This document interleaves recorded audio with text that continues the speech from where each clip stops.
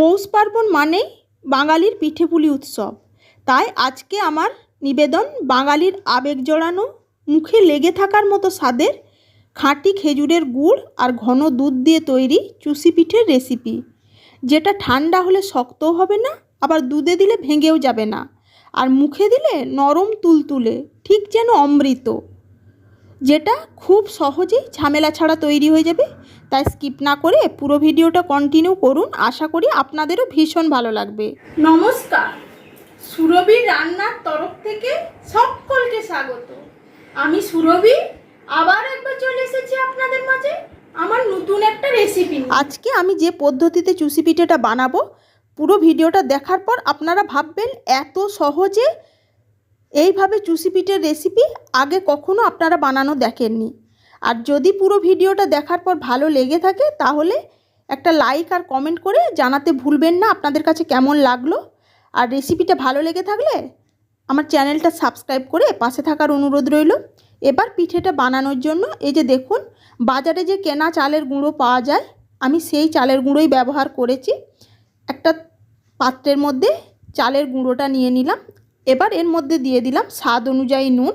আমি এখানে যে চালের গুঁড়োটা ব্যবহার করেছি, আমি এখানে 1/4 চামচ নুন ব্যবহার করেছি। এবার শুকনো উপকরণগুলো ভালোভাবে মিশিয়ে নেওয়ার পর কুসুম গরম জল, মানে ঈষদ উষ্ণ যে গরম জল, সেই গরম জল দিয়ে চালের গুঁড়োটা আমি ভালোভাবে মাখিয়ে নেব।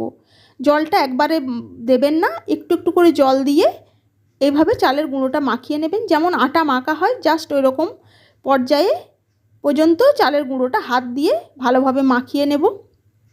বললে বিশ্বাস করবেন না, এই পদ্ধতিতে বানালে পিঠেটা এতটা নরম হয় খেতে, আপনারা যদি না বানিয়ে থাকেন অবশ্যই একবার আমি বলবো ট্রাই করুন, আপনাদের ভীষণ ভীষণ ভালো লাগবে। আর মুখে দিলে যেন অমৃত। এটা বাঙালির ট্র্যাডিশনাল একটা পিঠে, কিন্তু আজকাল ঝামেলার ভয়ে অনেক দিদিভাইরাই বানাতে চান না। আর আমার মনে হয় আজকের ভিডিওটা দেখার পর আপনারা প্রায় দিন বাড়িতে এই পিঠেটা বানিয়ে খাবেন। এই যে দেখুন, চালের গুঁড়োটা সুন্দরভাবে মেখে একটা ডো তৈরি করে নিয়েছি। এটা কোনো রেস্টে রাখারও প্রয়োজন নেই, কিছু নেই, একদম সাথে সাথেই তৈরি করে নিতে পারবেন। এইভাবে ডোটার থেকে একটু একটু করে নেবেন, নিয়ে হাত দিয়ে পাকিয়ে নেবেন। একদম ইজি প্রসেস আমি আপনাদের কাছে শেয়ার করছি, আপনারা দেখুন, দেখলেই বুঝতে পারবেন কোনো ঝামেলা নেই। একটু করে নেবেন আর হাত দিয়ে 1 থেকে 2 বার এইভাবে পাকিয়ে নিয়ে ছেড়ে দেবেন। একদম যত ছোট করবেন পিঠেটা খেতে তত বেশি ভালো লাগবে এবং ভিতর থেকে সুন্দর করে সেদ্ধও হবে, কারণ এটার মধ্যে পুর ভরা হচ্ছে না। আর এটাকে অনেকে চুষি পিঠে বলে থাকেন, অনেকে হাতে কাটা সিমাই পিঠেও বলে থাকেন। এইভাবে একবার ট্রাই করে দেখুন, আপনাদের কাছে ভীষণ ভীষণ সহজ মনে হবে। আর যদি মনে করেন যে হাত দিয়ে মাঝে মাঝে হাতের মধ্যে চালের গুঁড়ো আটকে যাচ্ছে পাকাতে পাকাতে, তখন হাতটা একবার ভালোভাবে ধুয়ে তারপরে শুকনো কাপড়ে মুছে নিয়ে আবার বানাতে শুরু করবেন, দেখবেন ইজিলি ভীষণ সহজে তৈরি হয়ে যাবে। দেখছেন তো আমি কত সহজে কত তাড়াতাড়ি এই যে মানে এই চালের থেকে চুষিগুলো বানিয়ে নিচ্ছি, চালের মাখাটা থেকে। এইভাবেই প্রত্যেকটা চুষি তৈরি করে নিয়ে ফিরে আর আপনারা কি ধরনের রেসিপি দেখতে চান অবশ্যই কমেন্টের মাধ্যমে জানাবেন। পৌষ পার্বণ উপলক্ষে আমার চ্যানেলে পিঠের নানা ধরনের রেসিপি আছে, দেখতে ইচ্ছা করলে সেটা চেক করে নিতে পারেন। এই যে দেখুন, চুষিগুলো কাটার পর কি সুন্দর দেখতে লাগছে। যেহেতু আমি দুধ চুষি পিঠে বানাচ্ছি, তাই এখানে আমি একটা বাটির মধ্যে এই যে 1/2 লিটার যে প্যাকেট দুধ বাজারে কিনতে পাওয়া যায়, সেই প্যাকেট দুধ দিয়ে আমি রেসিপিটা তৈরি করব। আপনারা যেমন অনুপাতে বানাবেন সেই অনুপাতে দুধটা অ্যাডজাস্ট করে নেবেন। আমার এখানে যতগুলো চুষি হয়েছে আমার 1/2 লিটার দুধেই হয়ে যাবে। এবার এই একটা পাত্রের মধ্যে দুধটা ঢেলে নিলাম। এবার গ্যাসের ফ্লেমটা মিডিয়ামে করে দুধটা জাল হতে বসিয়ে দেব। দুধটা যে দেখুন ফুটে উঠেছে, দুধটা গাঢ় করার কোনো প্রয়োজন নেই। এই জাস্ট ফুটে ওঠার সাথে সাথে ওই যে চুষিগুলো কেটে রেখেছিলাম সেই চুষিগুলো এই দুধের মধ্যে দিয়ে দেব। চুষিগুলো দুধের মধ্যে দিয়েই সাথে সাথে নাড়বেন না, 1 মিনিটের মতো অপেক্ষা করবেন। তারপরে হালকা করে চামচ দিয়ে সাইড থেকে নেড়ে দেবেন। আর অবশ্যই কিন্তু গ্যাসের ফ্লেমটা এখানে লোতে দিবেন।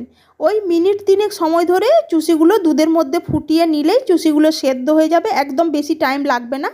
আর চুষিগুলো দিয়ে বেশিক্ষণ ফোটানোর প্রয়োজন নেই, তাহলে কিন্তু চুষিগুলো শক্ত হয়ে যাবে।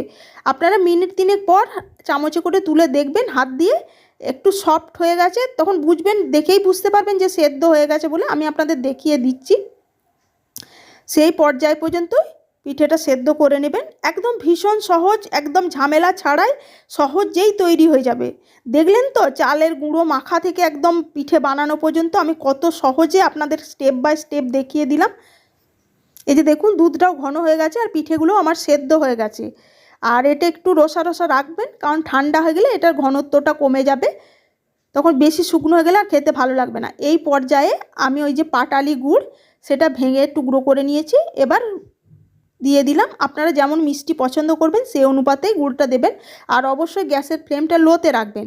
নিয়ে এইভাবে 1 থেকে 2 বার চামচটা ঘুরিয়ে ভালোভাবে মিশিয়ে নিয়ে গ্যাসের ফ্লেমটা একদম বন্ধ করে ঢাকা দিয়ে রেখে দেবেন। তাহলে নিজে নিজে গুড়টা গলে যাবে। আর গরম দুধের মধ্যে এইভাবে গুড় দিয়ে ফোটালে তাহলে কিন্তু পায়েসটা কেটে যাওয়ার একটা চান্স থাকে, তখন দেখতেও ভালো লাগে না আর খেতেও ভালো লাগে না। নিয়ে যা সার্ভ করার আগে একবার ভালোভাবে মিশিয়ে নেবেন, তাহলে দেখবেন গুড়টা গলে গেছে। আর আপনারা যেমন মিষ্টি পছন্দ করবেন সেই অনুপাতে মিষ্টিটা অ্যাডজাস্ট করে নেবেন। পিঠে আমাদের একদম তৈরি। এবার এটা নামিয়ে সার্ভ করে দেব। দেখলেন তো কত সহজে তৈরি করে ফেললাম পৌষ পার্বণ স্পেশাল একটা দুধ চুষি পিঠের রেসিপি।